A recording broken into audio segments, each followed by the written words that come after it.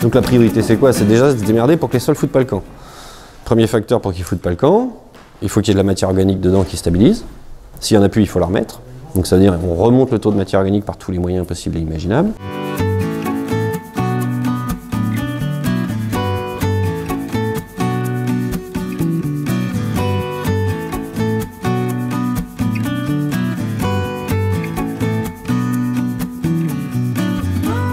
Il faut arrêter de les travailler, ces sols, parce que c'est des facteurs d'entropie absolument monstrueux. Il faut les nourrir tous les ans, ça veut dire qu'en permanence ils sont recouverts de matière organique, en permanence il y a des plantes vivantes ou mortes qui sont en train de nourrir le sol. Et donc en visuel ça donne quoi? Ça donne des sols toujours couverts et on essaie de faire tout le temps pousser des plantes dessus. La réintégration de l'arbre est quelque chose qui va énormément changer le paysage, mais c'est ce qui se verra en dernier en fait, malheureusement, parce que c'est ce qui va mettre le plus de temps à repousser.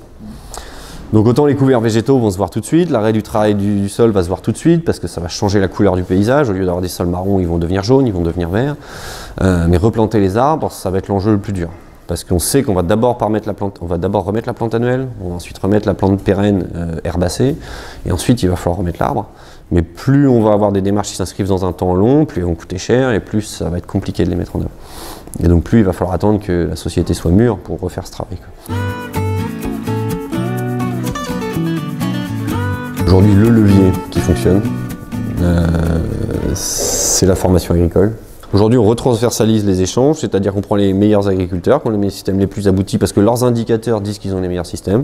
Reconstruction des sols, couverture permanente, plus d'érosion, plus de pollution de l'eau, etc. On prend ces pratiques-là, on les documente, et on les diffuse librement, un peu dans l'état d'esprit de la recherche scientifique fondamentale, de dire j'ai découvert un truc, je le mets à disposition de tout le monde. Le souci qu'il y a, c'est que c'est les agriculteurs qui parlent aux agriculteurs et ils n'ont plus besoin de tout le reste, ou à la marge. C'est-à-dire les 50 000 chercheurs des instituts de recherche, le million de paragricoles, en fait en France c'est à peu près 1 million de personnes qu'on va qualifier de paragricoles, qui travaillent dans les COP, qui travaillent pour gérer la PAC, pour gérer tout le ministère de l'Environnement, je sais plus, c'est 60 000 personnes, enfin un truc complètement fou, enfin, on n'a pas loin de 30 000 personnes qui travaillent de près ou de loin avec l'INRA, etc., etc. Et on voit que dans tout ce processus, ils n'ont plus tout à fait leur place. De la manière dont ils travaillent aujourd'hui, ça ne veut pas dire qu'ils n'en auront pas du tout et qu'ils n'en auront pas une demain, mais de la manière dont ils travaillent aujourd'hui, un peu trop en silo, dans une structure un peu trop pyramidale, où malheureusement avec le temps on ne se parle plus trop, entre toutes les strates du monde agricole, on ne se parle plus trop, entre l'amont, l'aval, la recherche, tout ça, ça travaille un peu en silo.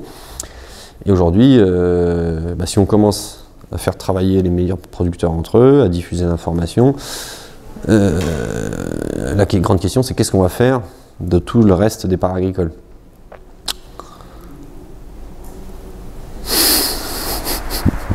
Je ne sais pas. On va bien trouver quelque chose à faire.